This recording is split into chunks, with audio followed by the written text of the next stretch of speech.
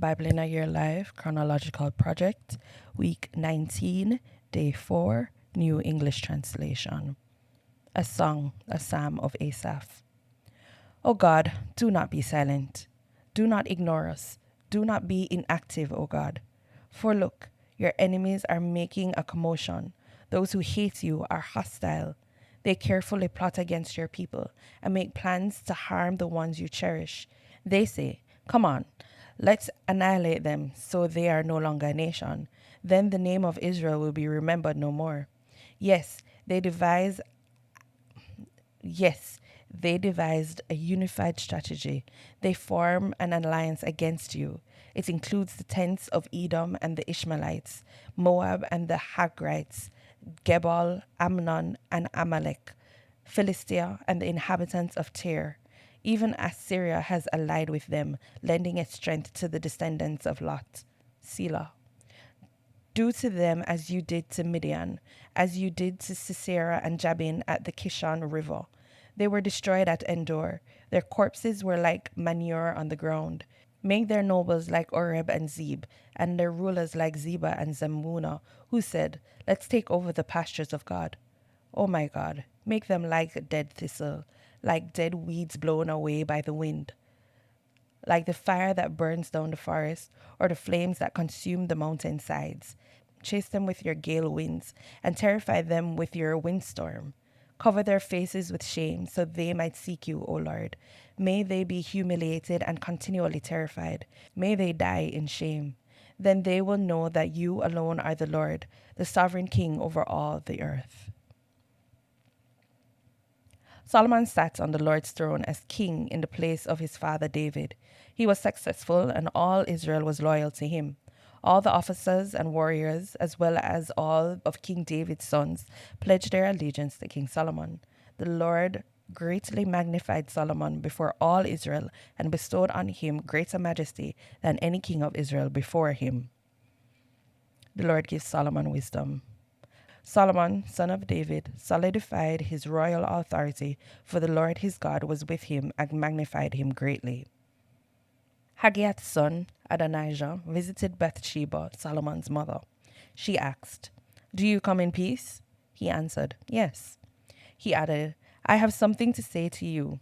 She replied, "Speak." He said, "You know that the kingdom was mine, and all Israel considered me king. But then the kingdom was given to my brother, for the Lord decided it should be his. Now, I'd like to ask you for just one thing. Please don't refuse me." She said, "Go ahead and ask." He said, "Please ask King Solomon if he would give me Abishag the Shunammite as a wife, for he won't refuse you." Bathsheba replied, "That's fine. I'll speak to the king on your behalf."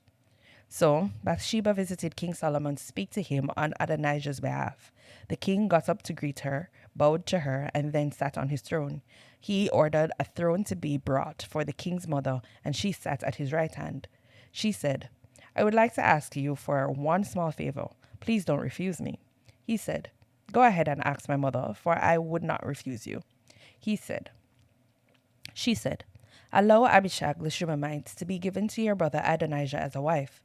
King Solomon answered his mother, "Why just request Abishag the Shunammite for him? Since he is my older brother, you should also request the kingdom for him, for Abiathar the priest, and for Joab son of Zeruiah." King Solomon then swore an oath by the Lord, "May God judge me severely if Adonijah does not pay for this request with his life. No, as certainly as the Lord lives, he who made me secure, allowed me to sit on my father David's throne, and established a dynasty for me as he promised, Adonijah will be executed today."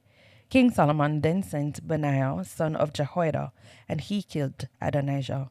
The king then told Abiathar the priest, "Go back to your property in Anathoth. You deserve to die, but today I will not kill you, because you did carry the ark of the sovereign Lord before my father David, and you suffered with my father through all his difficult times." Solomon dismissed Abiathar from his position as priest of the Lord, fulfilling the decree of judgment the Lord made in Shiloh against the family of Eli. When the news reached Joab, For Joab had supported Adonijah, although he had not supported Absalom. He ran to the tent of the Lord and grabbed hold of the horns of the altar. When King Solomon heard that Joab had run to the tent of the Lord and was right there beside the altar, he ordered Benaiah, son of Jehoiada, "Go, strike him down." When Benaiah arrived at the tent of the Lord, he said to him, "The king says, 'Come out.'" But he replied, "No, I will die here." So Benaiah sent word to the king and reported Joab's reply. The king told him, "Do as he said. Strike him down and bury him. Take away from me and my father's family the guilt of Joab's murderous bloody deeds. May the Lord punish him for the blood he shed. Behind my father David's back, he struck down and murdered with the sword 2 men who were more innocent and morally upright than he, Abner, son of Ner, commander of Israel's army, and Amasa, son of Jether, commander of Judah's army. May Joab and his descendants be perpetually guilty of their shed blood, and may the Lord give perpetual peace to David, his descendants, his family, and his dynasty." So Benaiah, son of Jehoiada, went up and executed Joab. He was buried at his home in the wilderness. The king appointed Benaiah, son of Jehoiada, to take his place at the head of the army, and the king appointed Zadok the priest to take Abiathar's place. Next, the king summoned Shimei and told him, "Build yourself a home in Jerusalem and live there, but you may not leave there to go anywhere. If you ever do leave and cross the Kidron Valley, know for sure that you will certainly die. You will be responsible for your own death." Shimei said to the king, "My master, the king's proposal is acceptable. Your servant will do as you say." So Shimei lived in Jerusalem for a long time. 3 years later, 2 of Shimei's servants ran away to King Achish, son of Maacah of Gath. Shimei was told, "Look, your servants are in Gath." So Shimei got up, saddled his donkey, and went to Achish at Gath to find his servants. Shimei went and brought back his servants from Gath. When Solomon was told that Shimei had gone from Jerusalem to Gath and had then returned, the king summoned Shimei and said to him, "You will recall that I made you take an oath by the Lord, and I solemnly warned you, if you ever leave and go anywhere, know for sure that you will certainly die. You said to me, 'The proposal is acceptable. I agree to it.' Why then have you broken the oath you made before the Lord and disobeyed the order I gave you?" Then the king said to Shimei, "You are well aware of the way you mistreated my father David. The Lord will punish you for what you did. But King Solomon will be empowered, and David's dynasty will endure permanently before the Lord." The king then gave the order to Benaiah, son of Jehoiada, who went and executed Shimei. So Solomon took firm control of the kingdom. The Lord gave Solomon wisdom. Solomon made an alliance by marriage with Pharaoh, king of Egypt. He married Pharaoh's daughter.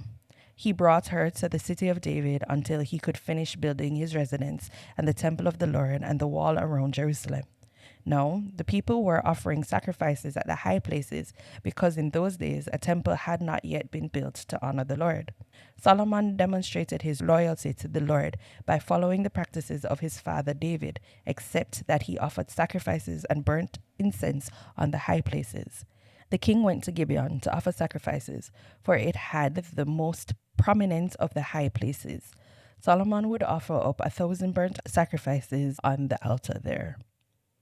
Solomon addressed all Israel, including those who commanded units of 1,000 and 100, the judges and all the leaders of all Israel who were heads of families. Solomon and the entire assembly went to the worship center in Gibeon, for the tent where they met God was located there, which Moses, the Lord's servant, had made in the wilderness.